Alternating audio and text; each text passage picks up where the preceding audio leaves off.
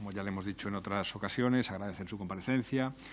agradecer la información, los datos, que evidentemente en un contexto como este son especialmente útiles para comprender el estado de la cuestión en lo relativo a los fondos Next Generation, sobre todo además cuando creo que estaba implícito en su exposición, cuando tenemos al principal partido de la oposición haciendo un inexplicable y constante ruido, allá por donde va y particularmente en Bruselas. Insisto en que es muy positivo que nos estemos viendo las caras de forma constante en esta comisión para poder analizar lo que es un desafío, como es el despliegue de estos fondos, que son unos fondos, lo decimos siempre, pero insistimos que tienen un carácter de cambio de paradigma absoluto en lo que tiene que ver con la dinámica de la gobernanza y la arquitectura económica de la Unión Europea en los últimos años. Precisamente, además, esto es importante recordarlo y reflexionar sobre estos retos que tenemos por delante, no solo con los fondos Next Generation, sino también con los debates que tenemos, por ejemplo, en materia fiscal, particularmente en materia del debate al respecto de las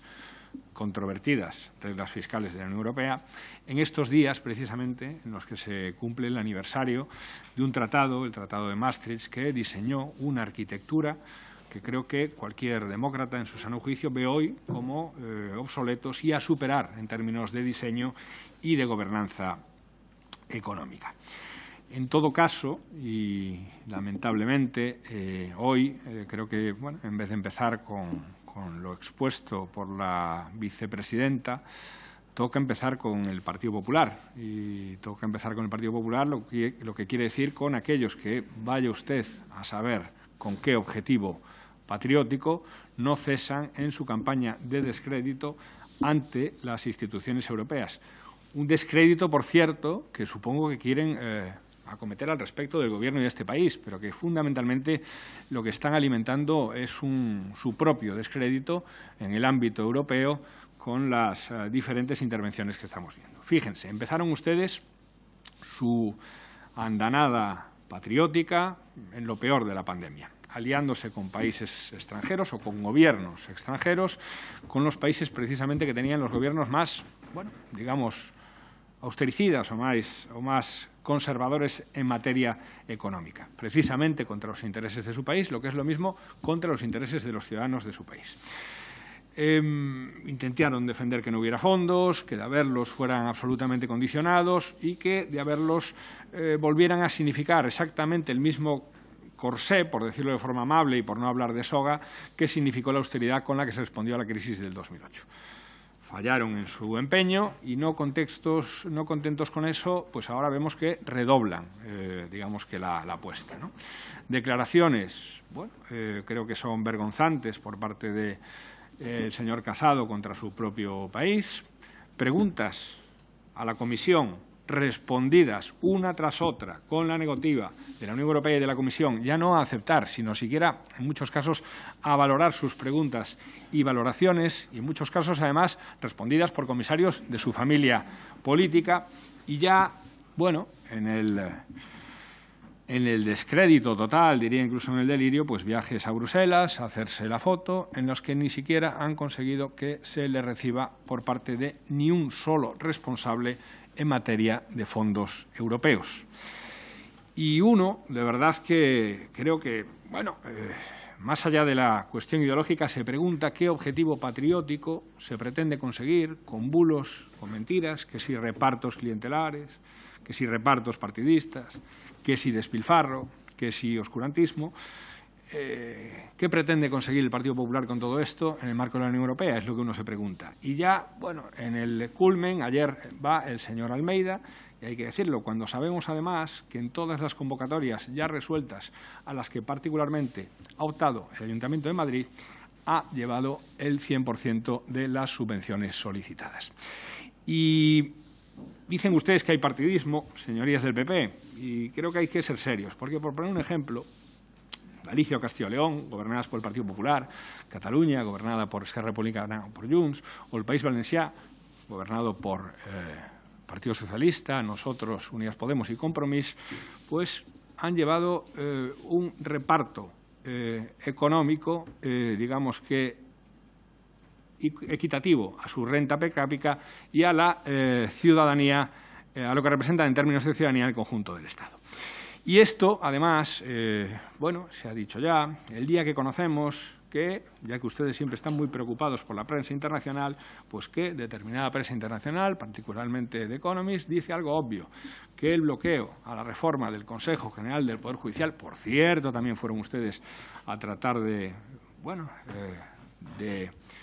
construir ruido en Europa con este tema, que el bloqueo a la reforma del Consejo General del Poder Judicial al que ustedes están sometiendo a esta democracia hace que nos señalen en estándares internacionales como una democracia defectuosa.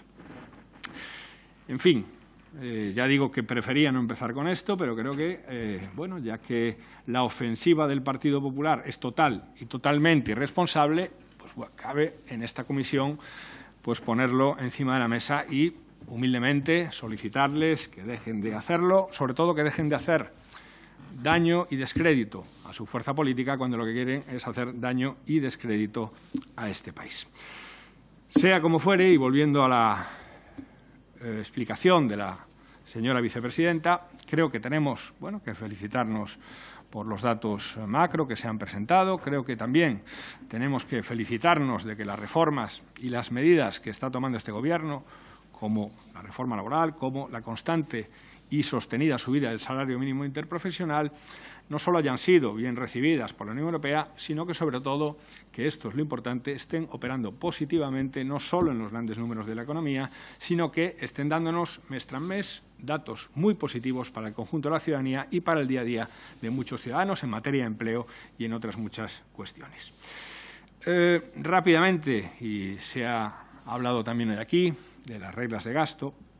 sobre el debate fiscal y las reglas de la Unión Europea, creo que tenemos que, no sé si felicitarlos, pero alegrarnos de que llegan en las últimas horas precisamente noticias positivas que nos hablan de la posibilidad de que las reglas continúen congeladas en el año 2022, pero sea como fuere, creemos que en lo relativo a este debate no vale con congelar los debates, sino que es el momento de conseguir y ejecutar una reforma que destierre para siempre un pacto de estabilidad o un pacto de estabilidad, como era entendido previamente, que ha sido nocivo para los pueblos como inoperativo y lesivo para las economías en los últimos años.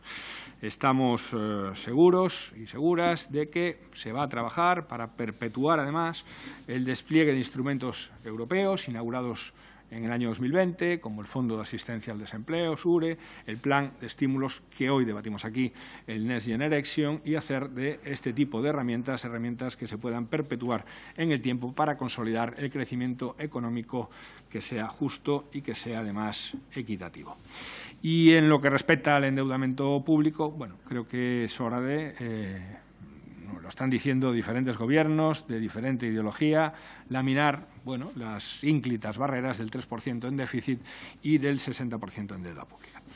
Y esto, además, no por una cuestión coyuntural, que también, como es la situación al respecto del marco europeo de la escalada de la inflación, la inestabilidad geopolítica, la subida de precios de la energía o las interrupciones en las cadenas globales de producción, sino porque hay que aprender de la experiencia para inaugurar un nuevo tiempo de justicia fiscal y de desarrollo equitativo y sostenible, que es lo que ahora mismo